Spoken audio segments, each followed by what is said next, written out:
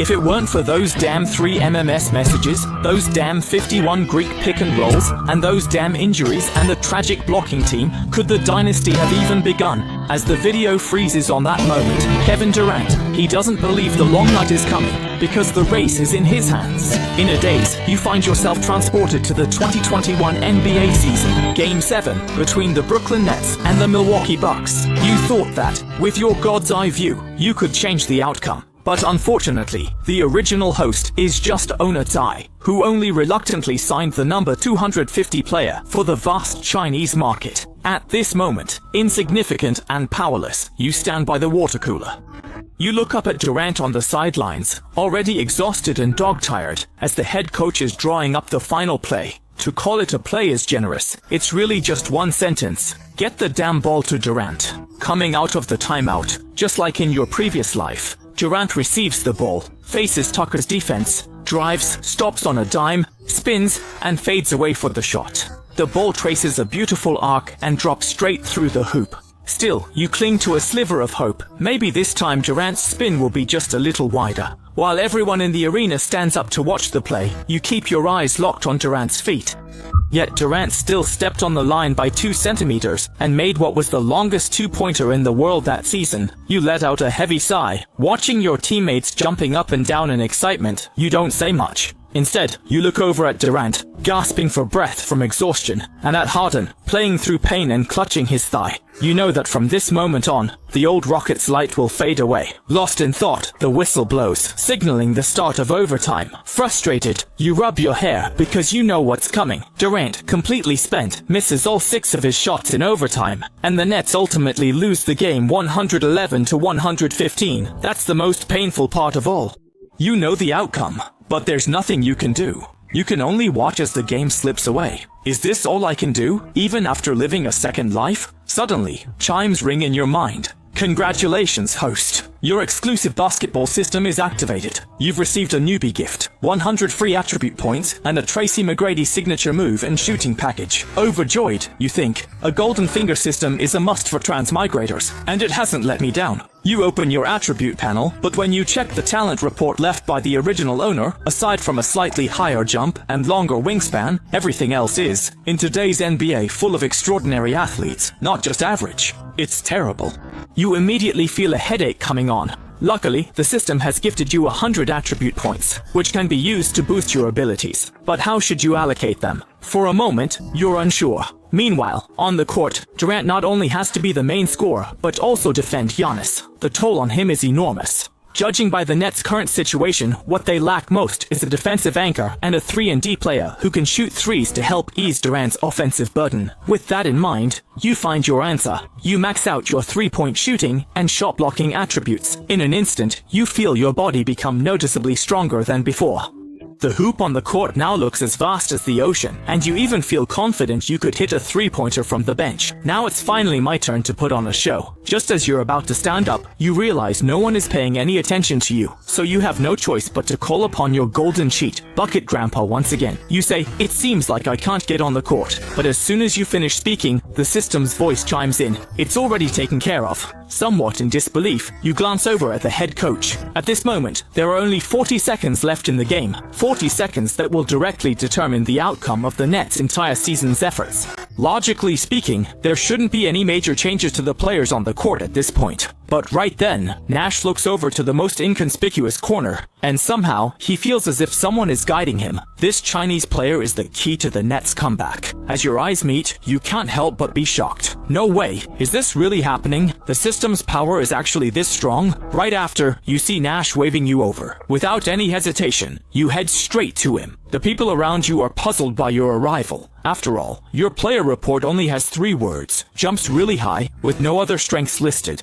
Why call him over at such a tense and crucial moment? There's no way they're actually going to put him on the court, right? At the time, it all seemed completely absurd. In such a do-or-die moment, using a rookie. Since the NBA was founded, he'd be the first. While everyone was still confused, Nash made his decision. Harris would come off, and you would go in. Although the others were angry and baffled by Nash's choice, no one dared say much. Nash pulled you aside and quietly said a few words. Focus on defense, don't feel any pressure, no one will blame you. Even if we lose in the end, that's on me as the head coach. And one more thing. Get that damn ball to Durant. As you stepped onto the court, whether inside the arena, outside, or even on the distant eastern continent, it caused a huge stir. Some Chinese commentators covering the game live stood up in shock, and Nets fans at home were completely baffled, not understanding what kind of crazy move this was. Making a last-minute substitution is a huge taboo in sports strategy. Some fans couldn't help but start booing, and there were even rare jeers from the home crowd. Nash ignored the chorus of boos, standing with his arms crossed over his chest. He stared intently at you on the court. Meanwhile, in the Tencent studio, Yu Jia was the first to speak. Coach Yang, what do you think about this sudden substitution?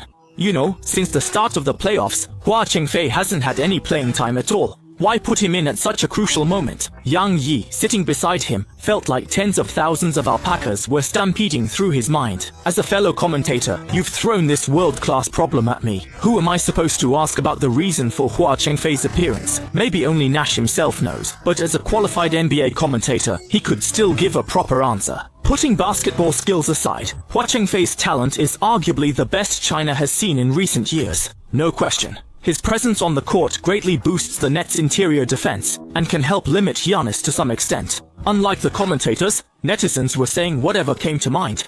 People online were all mocking this baffling move, but at that moment, you were completely focused on the game because you knew this was a crucial opportunity to stay in the NBA. So you raised your hands, took a deep breath, and hopped in place a few times to ease your nerves. There were 40 seconds left in the game. You had originally planned to defend Middleton, since in the next possession, Middleton would hit a fadeaway jumper over Brown.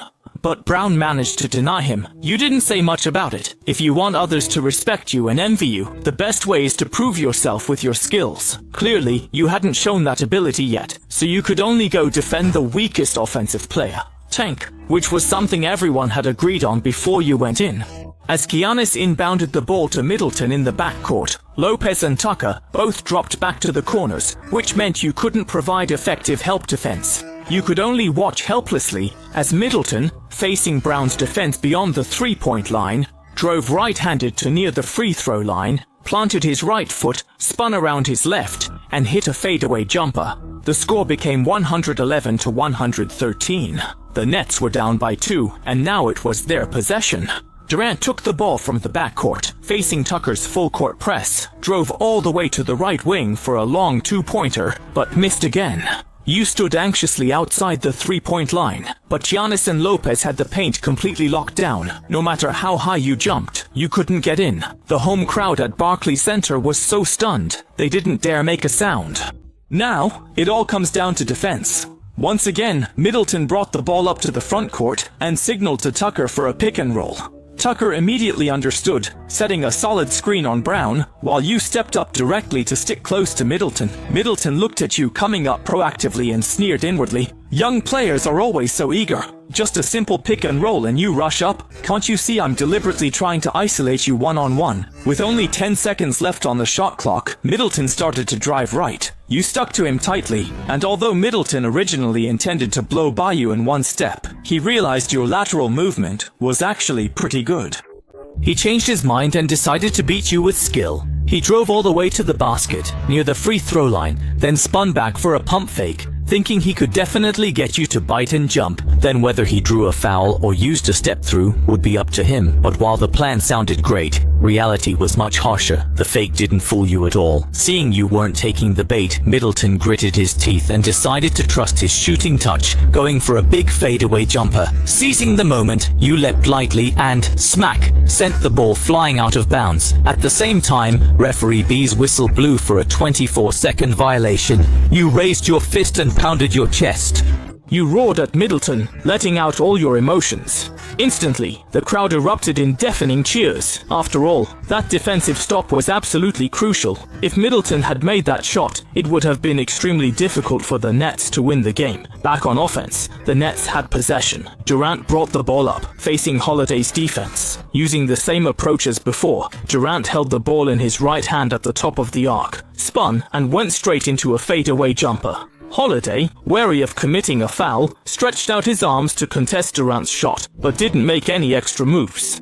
Durant's shot had a perfect trajectory, but due to fatigue, it fell noticeably short. The ball headed straight for the rim, and the entire arena fell silent. You could hear a pin drop. Everyone's eyes were locked on the ball, while Brown, Griffin, Lopez and others battled fiercely for position under the basket. But with your keen eye, you quickly noticed that no one on the left baseline had cut directly toward the hoop. By the time Middleton, who was guarding you, realized what was happening, you had already left him far behind. You leapt high, grabbed the ball, and as soon as you landed, you jumped again, clutching the ball in your right hand, and slammed it hard toward the basket. With a loud bang, the ball went in. Only 0.3 seconds left on the clock. No way, what just happened? Did I see that right? He actually pulled off a scorpion kick move in the middle of the game. The live commentator clutched his head and shouted into the microphone, "A miracle from the heavens!" Hua Cheng-fei brought the Nets back from the brink with a single dunk. At this critical moment, when the team was in dire straits, Hua Cheng-fei proved his value with both offense and defense. The comment section was in utter chaos. The previous haters had all disappeared, replaced by a flood of Hua Cheng-fei's name filling the screen. Durant, Harden, and Irving could hardly wait. They each came up to bump chests with you in celebration. Durant even threw his arm around your neck and wouldn't let go. In contrast to the Nets' jubilation, the atmosphere on the Bucks' side was rather subdued. The big screen at the Nets' home court kept replaying your electrifying dunk. Needless to say, that shot was already being hailed as the play of the series. No one could have imagined that the final, decisive moment would come from you, the unknown little dragon from China. Bucks head coach Budenholzer looked at his silent team and loudly tried to rally their spirits. "Hey kids, are you telling me that just one dunk is enough to make you lose your desire for a championship? The Nets are probably our biggest obstacle on the road to the title. If we get past them, it's like we've already taken a huge step toward the championship. And as for that Chinese player, besides jumping high, what else can he do? Can he shoot? Can he run the offense? He can't even dribble. This is the NBA, not a high jump competition. Here, it's all about your basketball fundamentals. By putting him on the court, they're just clogging up the Nets' offense. He's going to wear Durant out. So whoever ends up guarding that Chinese player, just lock him down. You can all feel free to double team Durant. If we trap Durant, the Nets will have no way to fight back. The rest of you just need to box out hard for rebounds, and this victory will be ours. Come on, let's bring the championship back to Milwaukee." No wonder he's a championship coach. Just a few words from Budenholzer and the Bucks' morale was lifted again, and he also made it clear that the focus of the second overtime's defense was on Durant. At this point, everyone knew it was all about the star player's abilities. On the Nets' side, they were facing a crucial decision. Should they go with Harris, who was cold, or you, who everyone thought couldn't shoot at all? Just as Budenholzer said, Durant's stamina was already an issue. Today Durant had already played the entire game for a full 53 minutes. In overtime he went 0 for 6, and the game was tied only because Brown and you each grabbed an offensive rebound. Putting Harris on the court might have posed some threat to the Bucks' defense, but as for you, even in regular practice, it was rare to see you make a three-pointer. When you actually hit that three, that's when the answer became clear. He wanted to keep taking risks, but this was the playoffs. He didn't dare. Just as he was about to give the order, a voice rang out. "Coach, I want to play basketball." Looking over, it was you who spoke. "Coach, trust me. Right now, I have confidence in my shot. Let me play for just 1 minute, and if it doesn't work out, you can sub me out." The coaching staff actually didn't believe you. Not that they didn't trust their own player, but anyone who had seen your shooting would feel the same way. In the previous 3 games, you had gone 0 for 8 from both 3 and 2-point range. As O'Neal put it, even his grandma could shoot better than you. The coach was caught in a dilemma. At that moment, Durant, Harden and Irving nodded to each other and said to the coaching staff, "Let him play." From the look in your eyes, I could see your hunger for victory. At the same time, I felt like I saw my younger self in him. That feeling was familiar, and I believed people from Longwo aren't the type to boast. Hearing this, the coach nodded, with the team's top three all in agreement. If he, as coach, kept hesitating, it would seem he didn't want the job. Alright, let Jiashihua keep playing in the second overtime. As the referee's whistle blew, the second overtime began.